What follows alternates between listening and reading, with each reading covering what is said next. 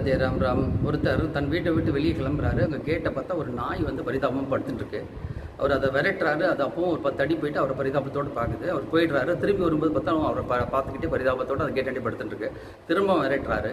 அப்புறம் வந்து பார்த்தாலும் அங்கேயே அது வந்து படுத்துட்டு இருக்கு. அடுத்த நாள் பார்க்குறாரு, அங்கேயே படுத்துட்டு இருக்கு. சரி, அது தொந்தரவு பண்ணலைன்னு சொல்லி அவர் பேசாமல் போகிறாரு வராரு. பட் 3வது நாள் அவர் பார்க்குறாரு, அங்கேயே கிடக்கு. அது ஆகாரம் கூட எங்கேயும் போய் எடுக்கிற மாதிரி தெரியல. சரின்னு பரிதாபப்பட்டு ஒரு பெட்டி சாதம் வைக்கிறாரு.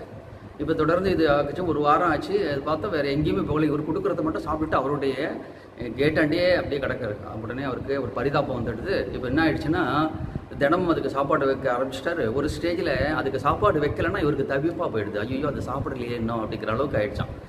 அது மாதிரி இதுக்கு தான் பேர் ஏகாக்கிர பக்தி அப்படிங்கிறது. பக்தியில் கிருஷ்ணன் வந்து பகவத்கீதையில் வந்து 9வது அத்தியாயத்தில் 22வது ஸ்லோகத்தில் சொல்கிறாலே, அனன்யா சித்தையந்தே மாமிய ஜனா பரிபாசத்தே தேஷாம் நித்யாபியுக்தானாம் யோகக்ஷேமம் வகாம்யகம்ங்கிறார். என்னையே கதின்னு இருக்கக்கூடியவனை அவனுடைய யோகத்தையும் க்ஷேமத்தையும் நான் பார்த்துக்கிறேங்க. அது மாதிரி ஒரு நாமா, ஒரு குரு, ஒரு தெய்வம்னு சரணாகதி பண்ணிவிட்டு வைராக்கியத்தோடு வாழணும். அப்படி வாழும்போது அந்த தெய்வம் சத்தியமாக கைவிடாதுங்கிறத நம்ம பிரத்யட்சமாக பார்க்கலாம். ராதே ராதே.